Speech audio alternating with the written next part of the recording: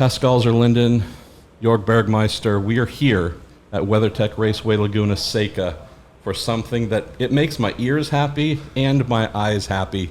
The best sounding race car in action today, Porsche 911 RSR. We're getting a newer version, which I love.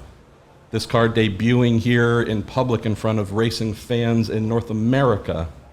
Tell us about this process and project, Pascal, knowing that seemingly you've won almost all the races this year in IMSA's GT Le Mans category, but you've come up with improvements for next year already.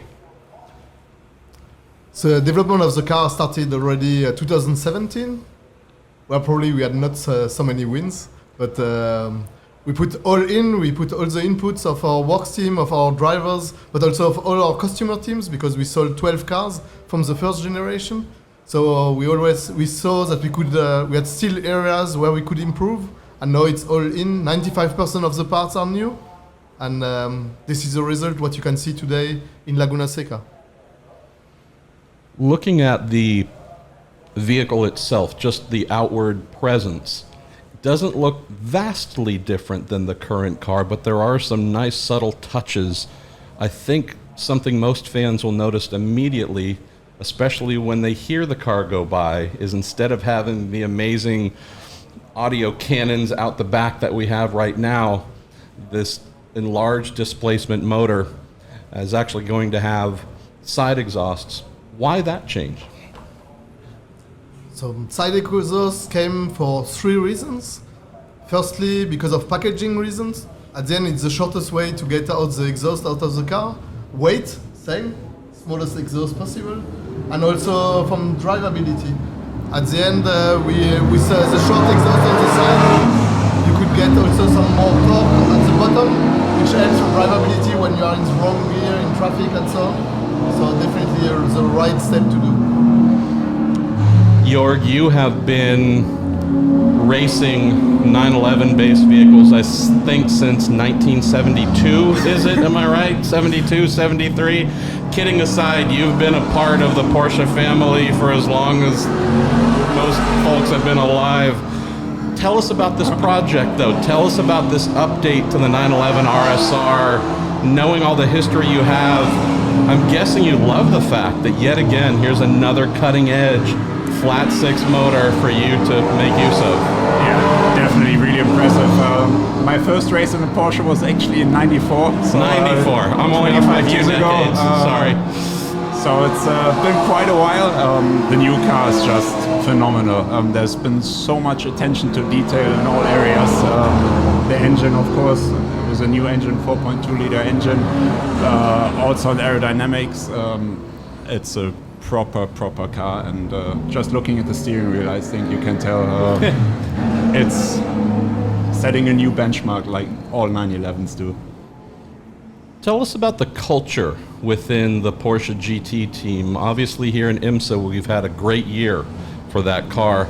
Well, what's the feeling? Is there any feeling of greater excitement that something new is coming? Is there a feeling of, boy, but we're having great success with the current model? You always love the new things, but when the current things are winning like mad, I wonder if folks are a little curious.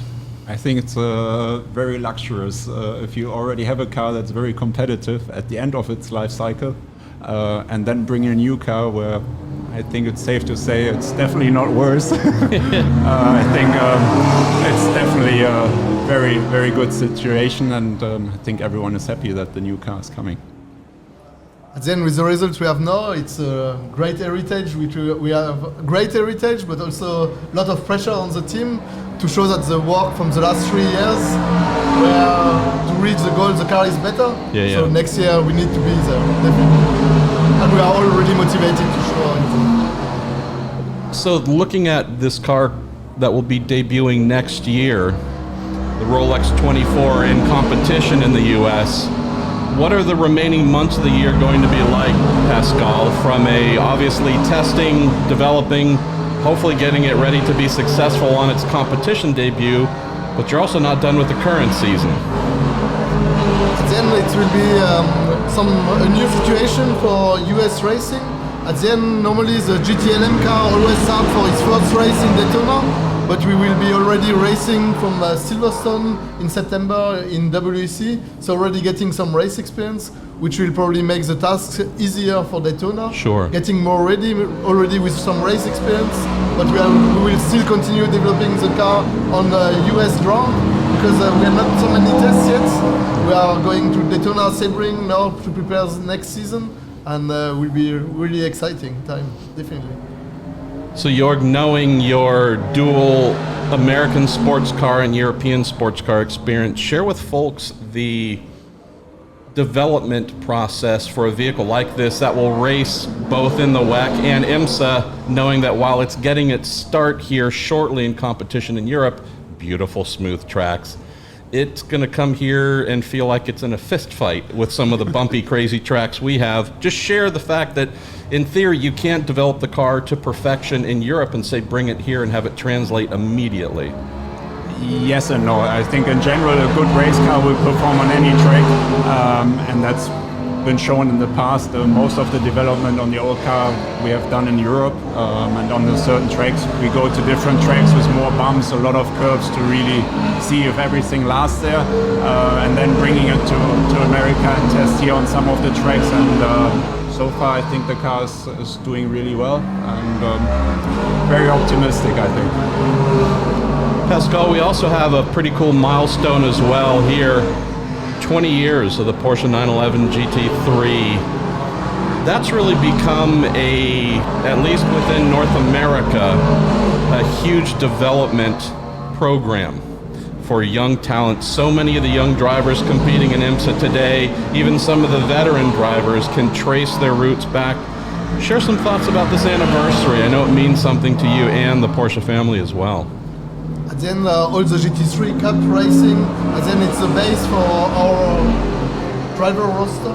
At the end, every year we are looking at the results and how the drivers are developing through all the GT3 Cup and Carrera Cup and Cup Challenge and Super Cup.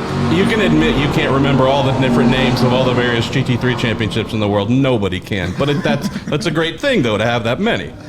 Yeah, at the end, it's. I think it's. We are one of the brands who has the biggest base structure to find the best drivers in the world.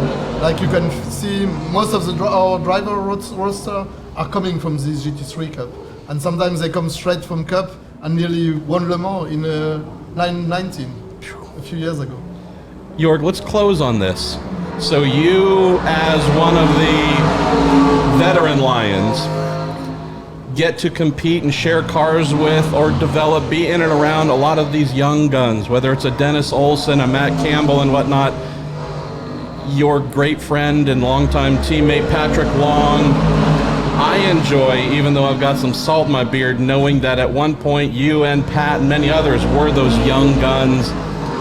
Tell us what it's like still competing, still winning for the brand, but also seeing this constant influx of young talent you maybe get to help groom a little bit or pass down. How does that work?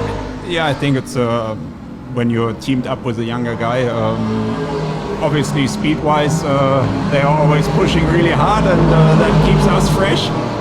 But on the setup side and stuff like that, I think we can teach them quite a bit, and how to work with customer teams, I think, is also a big part, especially for Porsche and customer motorsports with Porsche, to really help the teams grow and make them perform better.